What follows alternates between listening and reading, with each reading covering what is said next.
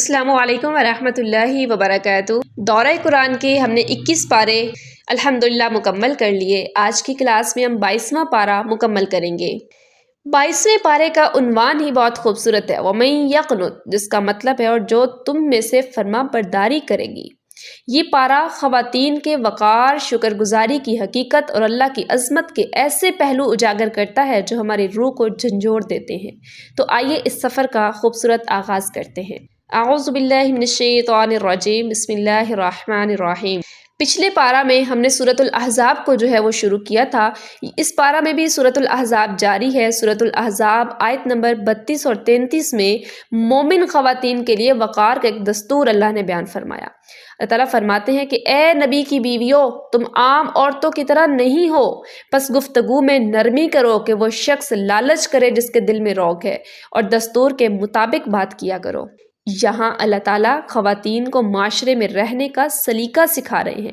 اللہ فرماتے ہیں کہ جب کسی غیر مرد سے بات کرنے کی ضرورت پڑے تو لہجہ اتنا زیادہ لچکدار اور نرم نہ ہو کہ سننے والے کے دل میں کوئی غلط خیال آ جائے۔ بات پروقار اور ضرورت کے مطابق ہونی چاہیے۔ یہ پردے کا پہلا قدم ہے جو ہماری آواز سے شروع ہوتا ہے۔ اچھا، اب کچھ لوگ وہ بہت زیادہ اس بات پہ تبصرہ اور بحث کرتے ہیں کہ عورت کی آواز کا پردہ ہے۔ اچھا، اللہ تعالیٰ نے یہاں پر فرمایا نہیں ہے کہ آواز کا پردہ، عورت کی آواز ہی غیر محرم نہ سنے۔ پتہ نہیں لوگ کہاں کہاں سے یہ دلائل وہ نکال لیتے ہیں، اپنے پاس سے بنا لیتے ہیں۔ قرآن کو اللہ تعالیٰ ان کو سمجھنے کی توفیق عطا فرمائے کہ قرآن کو اچھے انداز سے سمجھ سکیں۔ اب یہاں پہ اللہ تعالیٰ نے یہ کہا کہ اے نبی کی بیوی ہو، تم عام عورتوں کی طرح نہیں ہو، بس کسی مرد سے بات نہ کرنا یا کوئی مرد تمہاری آواز نہ سنے، ایسا تو نہیں کہا۔ اللہ فرما رہے ہیں کہ بس گفتگو میں نرمی نہ کرو کہ وہ شخص لالچ کرے جس کے دل میں روگ ہے، دستور کے مطابق بات کرو۔ یہاں بات کرنے کی اجازت ہے، لیکن دستور کے مطابق معروف بات کرنے کی اجازت ہے۔ یعنی لچک سے اللہ تعالیٰ منع کر رہے ہیں کہ کسی غیر محرم سے لچ لچک کی باتیں نہیں کرنی۔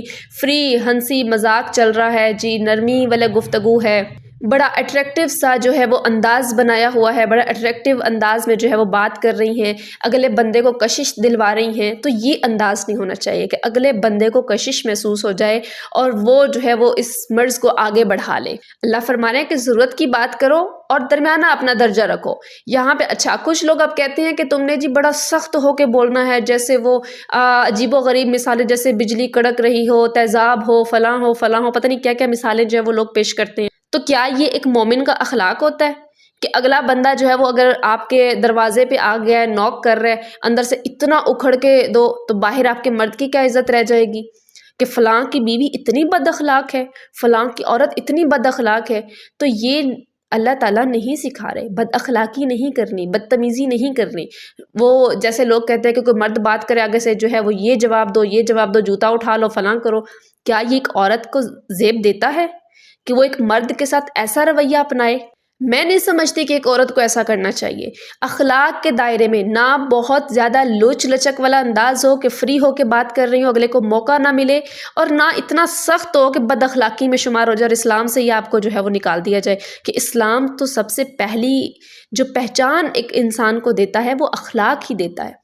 آپ کا اخلاق اچھا ہونا چاہیے، لیکن کشش اور لچک نہیں ہونی چاہیے ایک مرد کے ساتھ بات کرتے وقت۔ ضرورت کی بات ہے، جتنا سوال ہے اتنا جواب دو، جتنا مقصد ہے اتنی بات کرو، بس اتنی بات کرنی چاہیے۔ اس سے زیادہ اب ایک بندے نے حال چال پوچھا، آگے آپ کو پورے خاندان کی باتیں سنانے بیٹھ جاؤ، تو یہ اس چیز سے منع کیا جائے۔ اللہ تعالیٰ فرما رہے ہیں کہ نرمی سے بات کرو اور معروف یعنی ضرورت کے مطابق بات کرو، تاکہ اگلے بندے کے اندر وہ لچک پیدا یا کشش پیدا نہ ہو جائے، یا اس کا روگ وہ بڑھ نہ جائے۔ ایک عورت کو ایسا ہونا چاہیے کہ مرد کو خود پتا ہو کہ یہاں پہ اگر میں نے بات کرنی ہے کچھ غلط ہو گیا تو یہ عورت ایسی نہیں۔ اللہ تعالیٰ آگے کیا فرماتے ہیں کہ اللہ کے نزدیک ایسی عورتیں جو پسندیدہ ہوتی ہیں، باعزت گھرانوں والی، وہ دور سے ہی پہچانی جائیں گی پردے کی وجہ سے، کوئی ان کو تکلیف نہیں دے سکے گا۔ تو جو عورتیں باعزت ہوتی ہیں، معروف بات کرنے والی ہوتی ہیں، مردوں کو بھی پتہ ہوتا ہے کہ یہ عورتیں ایسی نہیں ہیں، وہاں پہ وہ ایسی حرکات نہیں کر سکتے جہاں پر ان کو لچک نظر آتی ہے۔ میں ہمیشہ عورتوں سے یہی کہتی ہوں کہ اگر آپ یہ الزام دوسروں پر دیتی ہیں کہ فلاں آدمی ایسا ہے، فلاں مرد ایسا ہے، تو سب سے پہلے اپنے آپ کو دیکھیں کہ اگر عورت دوسرے کو موقع نہیں دیتی تو کوئی بھی اس حد تک نہیں پہنچ سکتا۔ یہاں پہ اللہ تعالیٰ نے مردوں کو نہیں کہا کہ آپ جو ہے وہ بات جو ہے بڑھاؤ مت، آپ نہ کرو، مردوں کی فطرت کا اللہ کو پتہ ہے۔ اللہ نے عورت کو حکم دیا ہے، اللہ جانتے ہیں کہ ایک عورت ہی موقع دے سکتی ہے اور عورت ہی پیچھے ہٹ سکتی ہے۔ اگر عورت موقع نہ دے تو کوئی مرد جرأت کر ہی نہیں سکتا۔ تو اس لیے اپنے پردے کا سب سے پہلا سٹیپ یہ پورا کیجئے کہ آپ کسی کو موقع مت دیں، ضرورت کی بات کریں، معروف بات کریں اور بات ختم۔ اس کے بعد سورہ احزاب آیت نمبر 35 میں اللہ تعالیٰ مرد اور عورت کی برابری کا ذکر فرماتے ہیں۔ اچھا، یہاں پہ جو ہے پہلے مردوں کے لیے سارے احکامات عورتیں سمجھتی تھی کہ ہم جو ہے وہ پیچھے رہ رہے ہیں۔ حضرت ام سلمہ رضی اللہ عنہا جو آپ وسلم کی زوجہ فرماتی ہیں کہ یا رسول اللہ، مرد تو عورتوں سے آگے بڑھ گئے، جہاد میں بھی چلے جاتے ہیں، اللہ کی راہ میں اپنا مال کما کے پیش بھی کر لیتے ہیں، صدقہ وغیرہ بھی بہت کر لیتے ہیں، ہم عورتیں پیچھے رہ گئی، ہم عورتیں کیا اعمال میں پیچھے ہو گئی ہیں؟ تو اللہ تعالیٰ نے بڑی خوبصورت جو ہے وہ آیت نازل فرمائی جس میں اللہ تعالیٰ نے ہر مرد کے ساتھ عورت کا ذکر فرمایا بڑا خوبصورت انداز میں، کہ بے شک مسلمان مرد اور مسلمان عورتیں، ایمان والے مرد اور ایمان والی عورتیں۔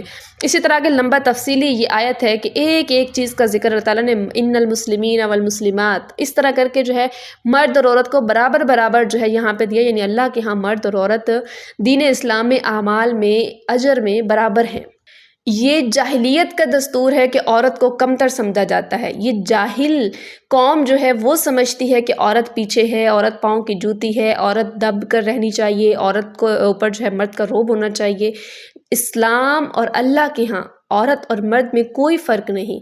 ہاں، جو آداب ہیں، جو فرق ہے، جیسے پردے کا فرق ہے، عورت کے لیے کیا کرنا چاہیے، مرد کو کیا کرنا چاہیے، یہ سب احکامات اللہ تعالیٰ نے ساتھ میں نازل فرما دیے ہیں۔ یہ آیت ان تمام لوگوں کے لیے جواب ہے جو سمجھتے ہیں کہ دین صرف مردوں کے لیے۔ اللہ نے نیکی، صبر، سچائی، خیرات میں دونوں کا ذکر برابر کر دیا۔ اللہ کے ہاں معیار صرف جینڈر نہیں ہوتا بلکہ تقویٰ ہے، جو زیادہ نیک ہوگا وہی اللہ کے زیادہ قریب ہوگا، چاہے وہ عورت ہے چاہے وہ مرد ہے۔ اس کے بعد سورہ احزاب آیت نمبر 41 اور 42 میں کثرت سے ذکر اور صبح شام کی تسبیح کا ذکر ہے کہ اے ایمان والو، اللہ کا ذکر کثرت سے کرو اور صبح شام اس کی تسبیح بیان کرو۔ ہم اپنے پیاروں کو یاد کرنے کے لیے کسی خاص وقت کا انتظار نہیں کرتے نا، اسی طرح اللہ کا ذکر بھی صرف جائے نماز تک محدود نہیں ہونا چاہیے۔ چلتے پھرتے کام کرتے ہوئے اللہ کو یاد کریں، تسبیحات پڑھیں، ہمارے دل کو زنگ لگنے سے ہی بچائے گا۔ جو اللہ کو کثرت سے یاد کرتا ہے، اللہ اسے اندھیروں سے نکال کر نور کی طرف، روشنیوں کی طرف لے کر آتا ہے۔ اس کے بعد سورہ احزاب آیت نمبر 56 میں درود پاک اور اللہ اور فرشتوں کی سنت کا ذکر ملتا ہے۔ اللہ فرماتے ہیں کہ بے شک اللہ اور اس کے فرشتے نبی کریم صلی اللہ علیہ وسلم پر درود بھیجتے ہیں، تو اے ایمان والو تم بھی ان پر درود و سلام بھیجو۔ یہ کتنی بڑی فضیلت ہے کہ جس کام کا حکم ہمیں دیا گیا وہ خود خالق کائنات اور اس کے فرشتے بھی کر رہے ہیں، اور ہم کتنے خوش نصیب ہیں کہ ہمارے پیغمبر صلی اللہ علیہ وسلم کو اتنا مقام دیا گیا۔ ہم اس پیغمبر کے امتی ہیں جن پر اللہ اور اللہ کے فرشتے درود بھیج رہے ہیں۔ اللہ اکبر۔ پھر بھی ہم اپنے اعمال دیکھیں کہ ہمارے اعمال پچھلی قوموں کی طرح ہوتے چلے جا رہے ہیں۔ درود پاک پڑھنا نبی کریم صلی اللہ علیہ وسلم سے محبت کا ثبوت بھی اور ہمیں اپنی دعاؤں کی قبولیت کا ذریعہ بھی ہے۔ جس محفل میں درود پڑھا جائے وہاں اللہ کی رحمتیں نازل ہوتی ہیں۔ اب سوال یہ ہے کہ درود کیسے پڑھنا چاہیے، کون سا درود ٹھیک ہے اور کون سا نہیں، اس میں بڑے اختلافات پائے جاتے ہیں۔ تو اس کے اوپر ایک مکمل ویڈیو آپ کو اینڈ سکرین پہ ملے گی، وہ آپ مکمل واچ کریں، آپ کو سمجھ آ جائے گی کہ ہمیں درود جو ہے وہ کون سا کب اور کیسے پڑھنا چاہیے۔ اس کے بعد سورہ احزاب آیت نمبر 59 میں چادر اور حجاب کا ذکر ہے۔ یہ پہچان اور حفاظت ہے۔ اللہ تعالیٰ فرماتے ہیں کہ اے نبی اپنی بیویوں، بیٹیوں اور مومنوں کی عورتوں سے کہہ دے کہ وہ اپنے اوپر اپنی چادریں لٹکا لیا کرے، اور یہ اس کے قریب ہے کہ وہ پہچان لی جائیں اور ستائی نہ جائیں۔ یعنی پردے کو اللہ تعالیٰ نے عورت کی پہچان قرار دیا ہے کہ یہ عورت کی پہچان ہے، وہ ستائی نہیں جائے۔ جیسے میں نے شروع میں بتایا کہ عورت کی پہچان بن جاتی ہے اور وہ ستائی نہیں جا سکتی، اسے کوئی بھی ایذا نہیں پہنچا سکتا۔ تو حجاب جو ہے وہ عورت کو قید نہیں کرتا بلکہ اسے ایک پہچان دیتا ہے کہ یہ ایک باعزت اور پاک دامن عورت ہے۔ جیسے ایک قیمتی ہیرا ڈبے میں محفوظ ہوتا ہے نا، ویسے ہی اللہ نے عورت کی حفاظت کے لیے حجاب کا حکم دیا تاکہ کوئی بری نظر اسے نقصان نہ پہنچا سکے۔ اب دیکھیں یہاں پہ 3 قسم کی عورتوں کو اللہ نے مخاطب کیا ہے کہ اے نبی اپنی بیویوں، بیٹیوں اور مومنوں کی عورتوں سے کہہ دیں۔ کہ وہ پردہ کریں۔ اب جو ہماری خواتین پردہ نہیں کرتی یا پردے کو پسند نہیں کرتی یا اپنے کزنز غیر محرم سب سے گپ شپ چل رہی ہوتی ہے، ان کے سامنے آ رہی ہوتی ہیں، اپنی زینت کو ظاہر کر رہی ہوتی ہیں، پھر وہ اپنا شمار بتائیں کہ ان کا شمار کہاں ہے۔ اب یہاں تو 3 قسم کی عورتیں، یا رسول صلی اللہ علیہ وسلم کی بیویاں یا بیٹیاں پردہ کریں گی یا پھر مومنہ عورتیں کریں گی، تو کیا وہ ان میں شمار نہیں ہونا چاہتی ہیں؟ تو پردہ جو ہے وہ عورت کو بڑی خوبصورت پہچان دیتا ہے۔ اس کے اوپر مکمل ایک بہت خوبصورت ویڈیو ہے کہ پردہ کیا ہے اور کیسے کرنا ہے، اور یہ اس کا کیا کیا فائدہ ہے۔ پردہ ایک پہچان ہے، ہماری ایک طاقت ہے۔ اس کے اوپر ایک ویڈیو وہ آپ کو اینڈ سکرین پہ ملے گی، وہ آپ ضرور سنیں تاکہ آپ کو پتہ چل سکے کہ پردہ کیسے ہماری پہچان بنتا ہے اور کیسے ہماری طاقت بنتا ہے۔ اللہ تعالیٰ ہماری ہر ایک بہن بیٹی کو جو ہے وہ پردہ کرنے کی توفیق عطا فرمائے۔ اچھا، پردہ صرف برقع پہن لینے کا نام نہیں ہوتا کہ آپ نے برقع پہن لیا اور پردہ کر لیا، باہر نکلتے وقت گاؤن پہن لیا، گھر میں جو بھی غیر محرم آ رہے ہیں، دیور ہیں، جیٹھ ہیں، کزنز ہیں، سب آ رہے ہیں، سب کے سامنے کھلا بیٹھے ہیں، باہر آپ جا رہی ہیں، انہوں نے تو آپ کو کبھی کبھی دیکھنا ہے، لیکن جو ہر ٹائم آپ کو غیر محرم دیکھ رہے ہیں ان سے کیوں نہیں بچنا؟ تو اللہ تعالیٰ سب کو سنت کے مطابق اور شریعت کے مطابق پردہ کرنے کی توفیق عطا فرمائے۔ اس کے بعد سورہ احزاب آیت نمبر 70 سے 71 کے درمیان سیدھی بات اور کاموں کی درستگی کا ذکر ہے کہ اے ایمان والو، اللہ سے ڈرو اور سیدھی بات یعنی بات کو ٹھیک طرح سے کہا کرو، وہ تمہارے اعمال درست کر دے گا اور تمہارے گناہ بخش دے گا۔ ہماری زبان کا ہمارے اعمال سے بڑا گہرا تعلق ہے۔ اگر ہم جھوٹ، غیبت، دوغلی باتوں سے بچ کر سیدھی اور سچی بات کریں گے تو اللہ ہمارے بگڑے ہوئے کام خود بنا دے گا۔ تو زبان کی درستگی زندگی کی درستگی کا پہلا زینہ ہے۔ زبان ہی ہے جو انسان کو جنت میں بھی پہنچا سکتی ہے اور جہنم میں بھی، جو انسان کو کامیاب بھی کر سکتی ہے اور ناکام بھی۔ اس کے بعد جو ہے وہ سورہ سبا شروع ہو جاتی ہے۔ سورہ احزاب کے بعد سورہ سبا آیت نمبر 10 سے 11 کے درمیان حضرت داؤد علیہ السلام کا ذکر ہے، حضرت داؤد علیہ السلام کا ہنر اور محنت کی عظمت، اور ہم نے اس داؤد یعنی علیہ السلام کے لیے لوہے کو نرم کر دیا تاکہ وہ اس سے زرہیں بنا سکے۔ حضرت داؤد علیہ السلام بادشاہ بھی تھے اور پیغمبر بھی تھے، مگر وہ اپنے ہاتھ کی کمائی سے کھاتے تھے۔ اللہ نے ان کے معجزے کے طور پر لوہے کو موم کی طرح نرم کر دیا تھا۔ یہ ہمیں سکھاتا ہے کہ کوئی بھی کام یا ہنر سیکھنا عیب نہیں ہے۔ اللہ محنت کرنے والوں کو پسند کرتا ہے اور ان کے کاموں میں برکت پیدا کرتا ہے۔ ہر پیغمبر نے کام کیا، ہر پیغمبر نے خود کمایا ہے، تو اپنا کمانا یا محنت کرنا اس میں کوئی آر نہیں۔ اس کے بعد سورہ سبا آیت نمبر 13 میں شکر گزاری اور عمل سے ثابت اس کا ذکر ہے کہ اے آل داؤد، شکر کے عمل کرو، اور میری بندوں میں بہت کم ہی شکر گزار ہیں۔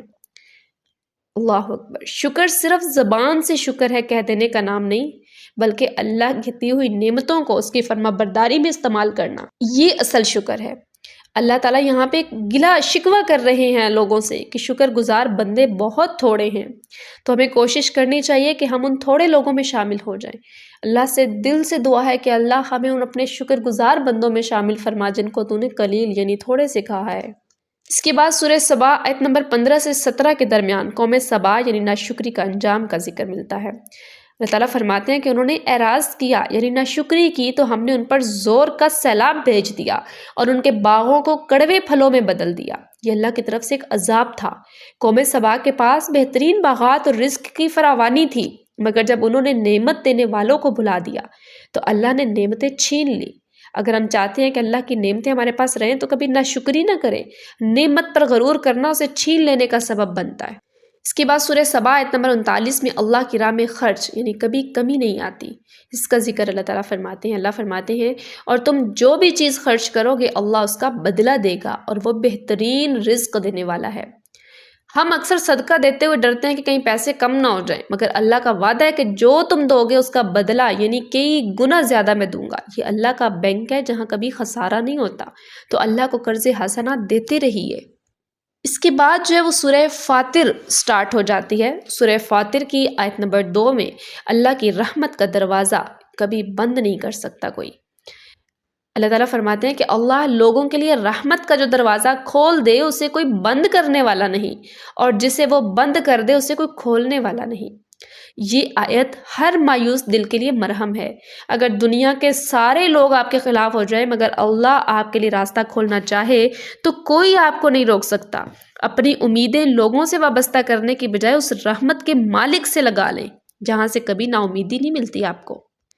اس کے بعد سورہ فاطر آیت نمبر 5 دھوکے کی دنیا اور شیطان کے فریب کا ذکر ملتا ہے۔ اللہ فرماتے ہیں کہ پس تمہیں دنیا کی زندگی ہرگز دھوکے میں نہ ڈالے اور نہ وہ بڑا دھوکے باز یعنی شیطان تمہیں اللہ کے بارے میں دھوکہ دے۔ شیطان ہمیں یہ کہہ کر گناہ کرواتا ہے کہ اللہ بڑا غفور و رحیم ہے، بعد میں توبہ کر لینا، تو یہ شیطان کا سب سے بڑا دھوکہ ہے۔ ہمیں یہ یاد رکھنا ہے کہ توبہ کی مہلت ملے گی یا نہیں، یہ صرف اللہ ہی جانتا ہے۔ شیطان نے تو دھوکہ دے دیا، ٹھیک ہے بھئی ہم ٹھیک ہے گناہ کر لیا، اللہ سے توبہ کر لیں گے، اللہ غفور و رحیم بھی ہے اور اللہ قہار بھی ہے، اللہ سخت عذاب دینے والا بھی ہے، اللہ پکڑ کرنے والا بھی ہے۔ دونوں چیزیں یاد رکھیں کہ اگر تمہیں وہ گناہ کرنے کے بعد توبہ کی مہلت نہ ملی پھر، اور اگر تمہیں وہ توبہ کرنے سے پہلے موت آ گئی پھر، اور اگر تم توبہ کرتے بھی رہو روتے بھی رہو توبہ قبول نہ ہوئی تو پھر کیا کریں گے؟ تو اس شیطان کے دھوکے میں نہ آئیں۔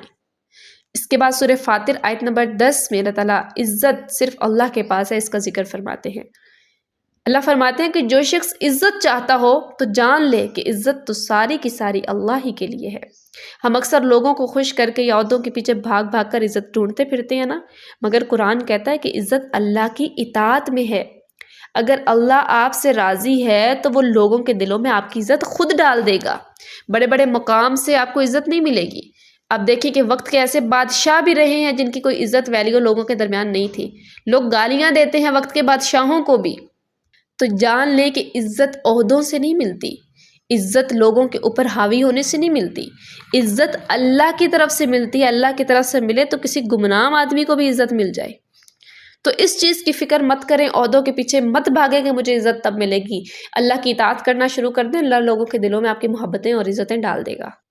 اس کے بعد سورہ فاطر آیت نمبر 15 میں اللہ تعالیٰ فرماتے ہیں کہ ہم محتاج اور وہ بے نیاز، کہ اے لوگو تم سب اللہ کے محتاج ہو اور اللہ ہی بے نیاز اور خوبیوں والا ہے۔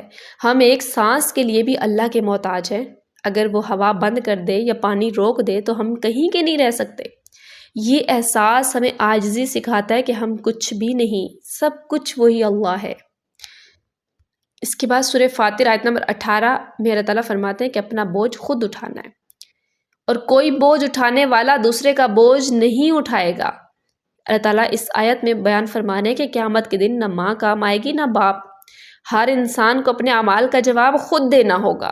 آج ہم دوسروں کو خوش کرنے کے لیے جو گناہ کرتے ہیں، کل وہ لوگ ہمارا بوجھ بانٹنے نہیں آئیں گے۔ اس لیے کسی کے پیچھے اپنی آخرت برباد مت کریں، اپنے اللہ کو مت بھولیں دوسروں کے لیے۔ اس کے بعد سورہ فاطر آیت نمبر 29 اور 30 میں وہ تجارت جس میں کبھی نقصان نہیں، اس کا ذکر ہے۔ اللہ تعالیٰ فرماتے ہیں کہ بے شک وہ لوگ جو اللہ کی کتاب کی تلاوت کرتے ہیں، نماز قائم کرتے ہیں اور ہمارے دیے ہوئے رزق میں سے خرچ کرتے ہیں، وہ ایسی تجارت کے امیدوار ہیں جو کبھی تباہ نہیں ہوگی۔ یعنی تلاوت قرآن، نماز، صدقہ، یہ وہ 3 کام ایسے ہیں جو آپ کی آخرت کی انویسٹمنٹ ہیں۔ دنیا کی ہر تجارت میں رزق ہو سکتا ہے، آپ کی انویسٹمنٹ جا سکتی ہے، ضائع ہو سکتی ہے، مگر اللہ کے ساتھ کی گئی تجارت کا منافع 100% یقینی ہوتا ہے، آپ کو کبھی وہاں سے نقصان نہیں ہونے والا۔ تو اپنی تجارت، اپنے سودے اللہ سے کیجئے، اللہ کے لیے سب کچھ کرنا شروع کر دیں تو دیکھیں کہ اللہ اس دنیا کو آپ کے قدموں میں ڈال دے گا۔ اس کے بعد سورہ فاطر آیت نمبر 32 میں اللہ تعالیٰ فرماتے ہیں نیکی کے معاملے میں لوگوں کی 3 قسمیں، یعنی اللہ فرما رہا ہے کہ پھر ہم نے اس کتاب کا وارث ان لوگوں کو بنایا جنہیں ہم نے اپنے بندوں میں سے چن لیا، پس ان میں سے کوئی تو اپنی جان پر ظلم کرنے والا ہے اور کوئی میانہ رو ہے اور کوئی اللہ کے حکم سے نیکیوں میں سبقت لے جانے والا ہے۔ تو ہمیں کوشش کرنی چاہیے کہ ہم صرف میانہ رو نہ رہیں بلکہ سابقون بالخیرات یعنی نیکیوں میں آگے بڑھنے والے بن جائیں۔ یہاں پہ 3 طرح کے لوگ ہیں نا، کہ ایک تو اپنی جان پر ظلم کرتے ہیں یعنی نیکیاں کرتے ہی نہیں ہیں، دوسرا اللہ نے فرمایا درمیانہ درجہ یعنی جتنی نیکیاں اتنے گناہ، اور تیسرا جو ہے اللہ فرما رہے ہیں کہ نیکیوں میں سبقت بھاگتے ہیں، دوڑتے ہیں نیکیاں کرنے والے۔ تو اللہ ہمیں ان لوگوں میں شامل فرما دے جو بھاگتے ہیں نیکیوں کی طرف اور قبول ہوتی ہیں جن کی نیکیاں۔ اس کے بعد سورہ فاطر آیت نمبر 34 اور 35 کے درمیان جنت کا پہلا جملہ یعنی غموں سے نجات، سبحان اللہ۔ اللہ فرماتے ہیں اور وہ جنت میں داخل ہوتے وقت کہیں گے کہ تمام تعریفیں اللہ کے لیے ہیں جس نے ہم سے غم دور کر دیا۔ یعنی دنیا تو ہے ہی دکھوں کا گھر، دنیا ہے ہی تکلیفوں اور آزمائشوں کا گھر، تو خوشی سے لوگ کہیں گے کہ اللہ تیرا شکر ہے، تمام تعریفیں تیرے لیے، تو نے ہمیں غموں سے دور کر دیا۔ اگر آج آپ دین کے کام میں تھک رہے ہیں یا زندگی کے دکھوں سے پریشان ہیں تو یاد رکھیں کہ جنت میں قدم رکھتے ہی پہلا احساس سکون کا ہوگا، اور پچھلی تمام تکلیفیں بھول جائیں گی جیسے کبھی تھی نہیں، کوئی خواب تھا۔ تو اللہ سے دعا ہے، یہاں اللہ سے خاص دعا کریں کہ اللہ ہمیں بھی وہ سکون عطا فرما، یا اللہ ہمیں بھی جنت میں وہ پہلے قدم پر یہ احساس نصیب فرمانا۔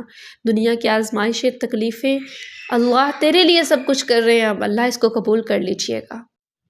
اس کے بعد سورہ یاسین جو ہے وہ شروع ہوتی ہے۔ سورہ یاسین آیت نمبر 6 میں غفلت سے بیداری کی دعوت کا ایک ذکر ہے۔ اللہ فرماتے ہیں تاکہ آپ اس قوم کو ڈرائیں جن کے باپ دادا نہیں ڈرائے گئے، بس وہ غافل ہیں۔